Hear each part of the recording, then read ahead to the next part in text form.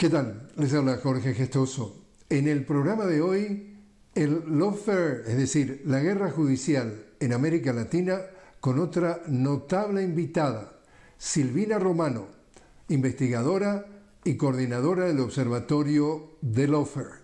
Silvina Romano, una cálida bienvenida al programa. Hola a todas y todos, un gusto estar con ustedes. Silvina, en días recientes, el presidente de Colombia, Gustavo Petro, dijo textualmente: hoy se ha dado el primer paso de un golpe de Estado contra mí. Hay prácticamente coincidencia de que esto se trata de un lawfare, es decir, una guerra jurídica, y para una audiencia que nos ve fuera de nuestra región, simplemente voy a citar quienes han sido víctimas de esta guerra jurídica ya en el pasado. Estamos hablando de Lula en Brasil, Dilma en Brasil, Cristina en Argentina, Lugo en Paraguay, Evo en Bolivia, Correa en Ecuador, Castillo en Perú, y se intentó también con Bernardo Álvarez en Guatemala. Cuéntanos, porque tú has sido autora del libro que se llama Lawfare, Guerra Judicial y Neoliberalismo en América Latina. ¿Qué es todo esto? Bueno, como lo categoriza, como nos avisa el presidente Petro, se trata de procesos de golpes de Estado, solo que se realizan a través de un protagonismo de los poderes judiciales. Pero no solamente de los poderes judiciales, sino de los poderes judiciales junto con los medios de comunicación. ¿Y por qué en este momento pueden operar de esta manera? ¿Por qué se habla de golpe blando? ¿Por qué se habla de desestabilización?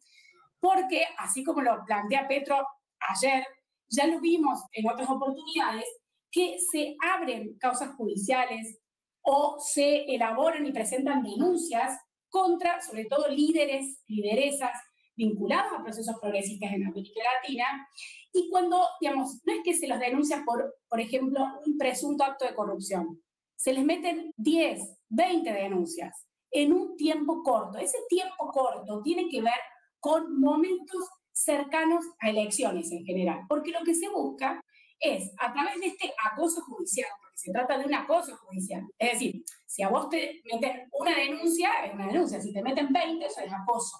Es lo que está sucediendo incluso ahora en otros ámbitos de la América Latina que no mencionaste, pero me gustaría quedarme con el de Petro, porque con Petro se viene trabajando en esta desestabilización desde el momento en que fue elegido. Entonces, esos procesos judiciales, que siempre tienen que ver con actos presuntos de corrupción nunca probados, esto es importante, ¿en qué se basan? Por ejemplo, en testimonios de gente vinculada aparentemente a este líder, sea en el gobierno, sean familiares, es decir, se trabaja con su círculo cercano. Entonces, se los denuncia por corrupción, hay testigos que dicen, bueno, quiero aminorar mi pena. Esto es un sistema de delación, de testimonios de arrepentidos, en que tú, para aminorar tu pena, por haber estado vinculado a un proceso aparentemente de corrupción, pones en el caso o involucras en el caso a otras personas. Y en general, esas otras personas que son involucradas son precisamente el presidente de turno o alguien que está por presentarse a elecciones. Entonces, es muy controversial esto, porque imagínense, ¿quién no quiere aminorar su pena? Todos, a cualquiera diría, yo quiero estar menos tiempo preso. Entonces, hay una cuestión jurídica ahí, es importante, una regla que es, ese testimonio de esa persona no es totalmente creíble. Tiene que contrastarse con otras pruebas, porque es obvio que la persona va a querer desvincularse. Ese contraste con otras pruebas no existe. Es decir, desde el Lava Jato y las causas contra Lula da Silva, pasando por la causa de Belía contra Cristina Fernández de Kirchner, la causa sobornos contra Jorge Glass, Rafael Correa, están basadas en testimonios de gente en la que, digamos, luego no hay pruebas fehacientes, o incluso esas pruebas, peor, se manufacturaron. Y hay pruebas de que son manufacturadas solamente con el objetivo de culpar o sentenciar culpable a esa persona. Entonces, es complicado lo que estamos viviendo, porque se supone que el Poder Judicial tiene que usar las herramientas de la legalidad ¿Para qué? Para hacer justicia. Pero no es lo que está sucediendo. Lo que está sucediendo es que se arman causas judiciales para dar una aparente fachada o barniz de legalidad a procesos judiciales que tienen como único objetivo quitar de la política a determinados sectores. Cuando hablo de quitar de la política, implica quitar de la posibilidad, por ejemplo, de que te presentes a elecciones, que fue lo que sucedió con Lula da Silva en 2018 o con Cristina Fernández y la causa ilegalidad. Lo que se busca con esa causa fue, que se logró, la inhabilitación política. Esto, por un lado, recorta las libertades democráticas, porque escúchenme, si la democracia es representativa, bueno, esa gente, esos líderes, que pueden ser controversiales, habrá gente que no le gusta, sí representan a amplios sectores de la población en América Latina. Entonces, si tú los quitas de la posibilidad de ser elegido, eso le está quitando la posibilidad a la gente de elegir a alguien con el que se siente representado. Y es muy grave, porque ¿quiénes lo están quitando? Una élite judicial. Es decir, los que están quitando a estas personas son un grupo, una minoría, me atrevo a decir en América Latina, de mucho privilegio político, porque tienen incidencia en la toma de decisión, de privilegio económico, y que tienen además vínculos a nivel internacional. Esas son nuestras élites judiciales. No son grupos, imagínense nuestra Corte Suprema, no son grupos de gente que van y se pasan, digamos, a dar un paseo por los sectores populares o ayudan en las ollas populares a los sectores que hoy por hoy en América Latina son mayoritarias nuestras clases populares. Entonces, se está recortando la representatividad por la vía judicial, por medio de poderes judiciales que se arrogan, que se dicen a sí mismos dueños de la democracia y del gobierno, y dicen, nosotros vamos a poner ahora la agenda política. Y entonces, fíjense el caso de Petro, él está gobernando, pero ¿saben qué? No puede dedicarse a gobernar porque está todo el tiempo atendiendo las causas judiciales que se le abren en contra, porque no es una, son un montón, y no contra él, ahora contra los senadores de pacto histórico, 20 senadores, contra su hijo el año pasado, contra su jefa de despacho, es decir, es temático. ¿Y qué es lo que hay de fondo acá?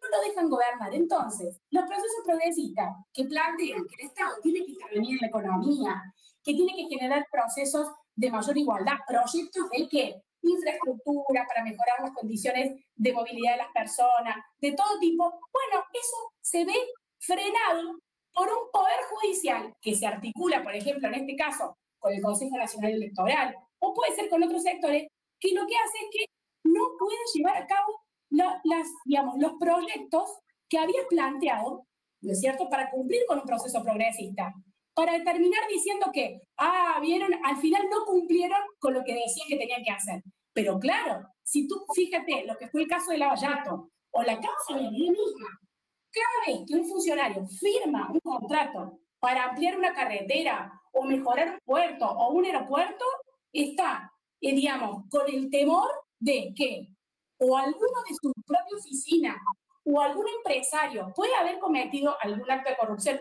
Hay reglas para eso, pero hay que controlarlas, pero qué complicado. Pero aún así, si no ocurrió ningún acto de corrupción, te lo inventan.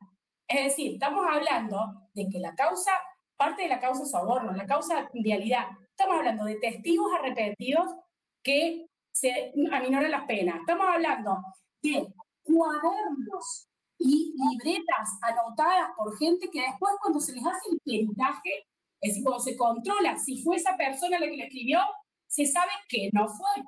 Entonces, estamos, y estos testigos además son extorsionados. Pasó con el caso de D'Alessio, en la causa Cuadernos en Argentina, un abogado que, escuchen esta, iba extorsionando sistemáticamente a empresarios de alto nivel que habían estado vinculados, por ejemplo, a proyectos de infraestructura, los presionaban para que en su relato y en su testimonio involucraran a Cristina Fernández de Kirchner o a alguno de sus funcionarios.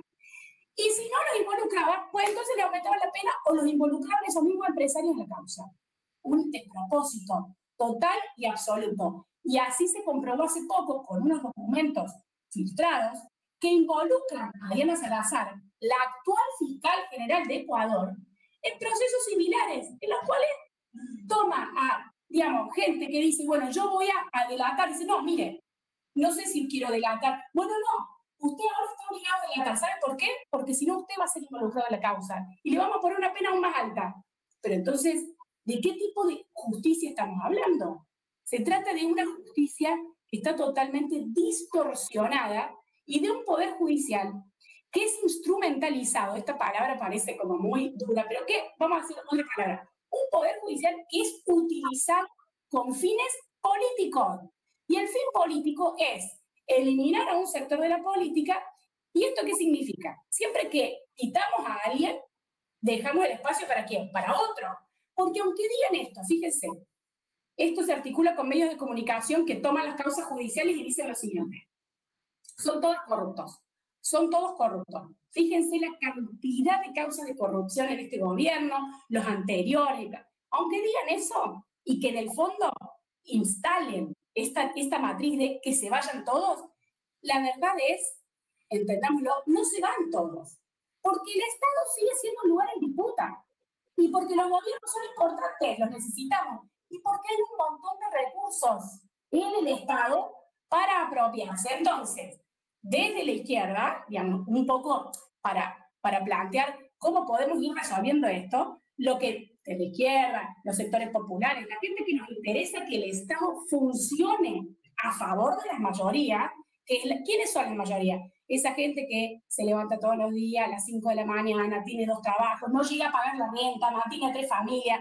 Es decir, la situación de la mayoría en América Latina es de una desprotección, de una injusticia, de trabajo permanente, gente que no tiene acceso ni siquiera a jubilación después de años, toda su vida trabajando. Entonces, esta gente, ¿qué necesitamos? Que en el gobierno haya sectores que digan, el Estado, los recursos del Estado tienen que ser mejor repartidos.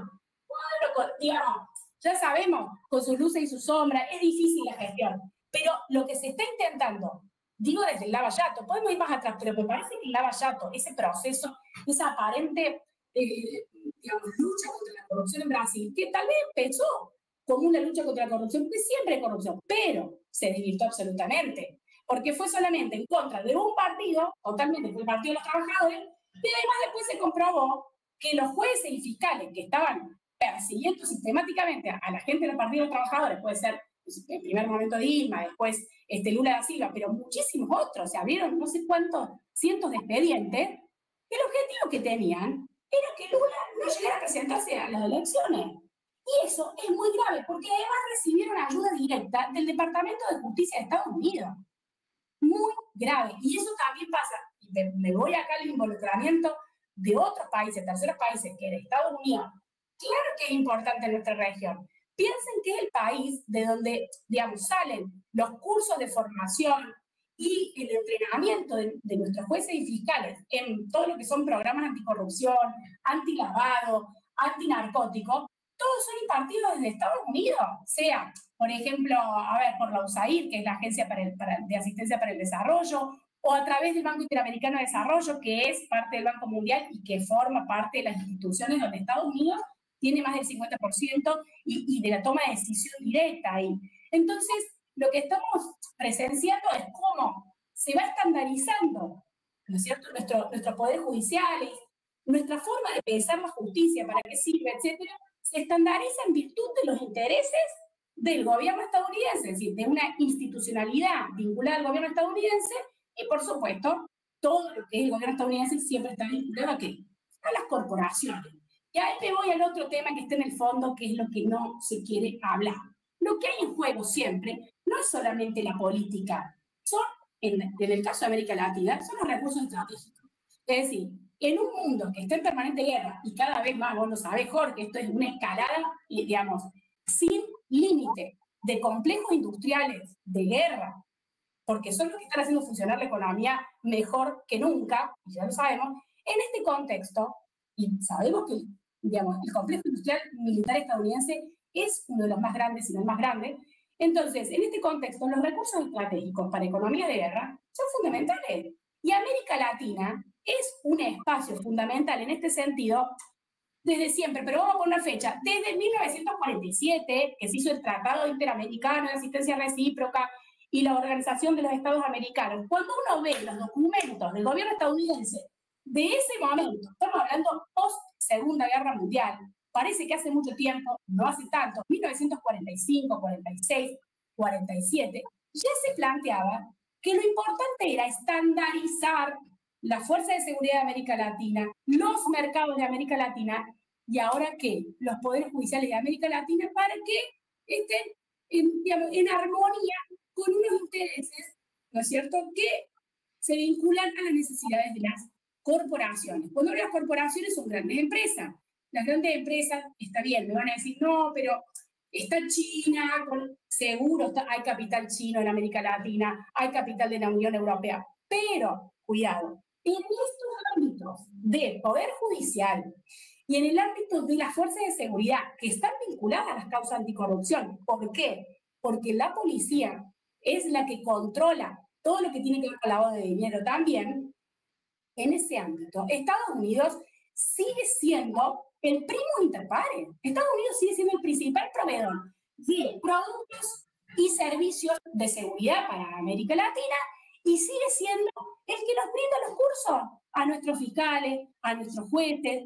Cuando yo les digo esto, no es que a mí me contó un amigo, no, tenemos estudios hechos en el Observatorio Lawfare, los invito a entrar en la página www.lawfare.org, métanse ahí y vean los datos que hay. Los datos son del propio Departamento de Estado y de Justicia estadounidense.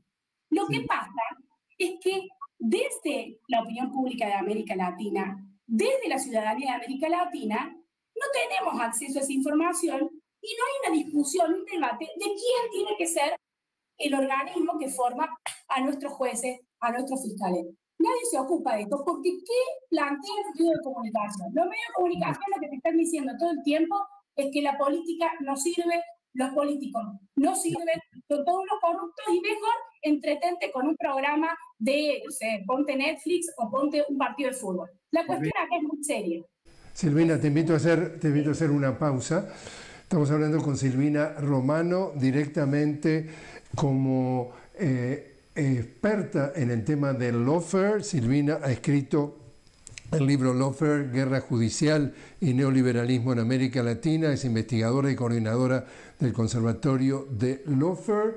Enseguida regresamos.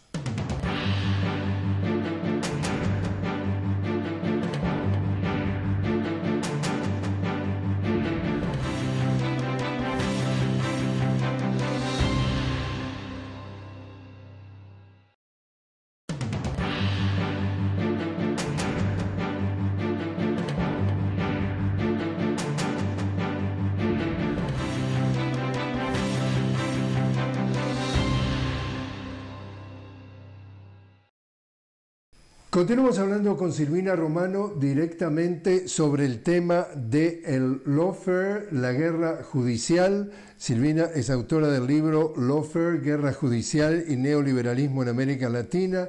Es investigadora y coordinadora del Observatorio de Lawfare. Hay consenso prácticamente, sin duda, Silvina, de que aquí lo que sucede, dado este fenómeno del lawfare, es decir, de que a través del partido judicial, dice Cristina Kirchner, en vez de el poder judicial, en realidad lo que sucede es que los líderes de carácter progresista llegan al gobierno, pero nunca llegan al poder, porque el poder sigue en manos de, como tú dices en tu libro, de los neoliberales que han estado en gobiernos anteriores, y automáticamente, sí o sí, tarde o temprano, los limpias de un plumazo. El tema es que nunca llegaron a tener el poder. ¿Tú estarías de acuerdo con ese análisis? Y hay una parte de ese análisis que es muy cierta. A veces se utiliza esta palabra de poderes fácticos, ¿no? Y creo que ahí hay un acierto, sobre todo con el tema de los medios de comunicación. Porque fíjate que a pesar de los avances que se han hecho en muchos gobiernos progresistas en términos de justicia social, sea de acceso digamos, a bienes, a necesidades básicas insatisfechas, acceso a muchísima más participación en la política o beneficios sociales. En realidad, siempre en el proceso de esos gobiernos, cómo los medios de comunicación permanentemente marcaban la falta, marcaban la crítica, lo que no se logró, bueno, lo que estábamos hablando de las causas judiciales, no esta cuestión de todo el tiempo hablar de la corrupción, y entonces el relato que se va manufacturando, que se va haciendo de los medios, que son parte de estas corporaciones que hablábamos, ¿no?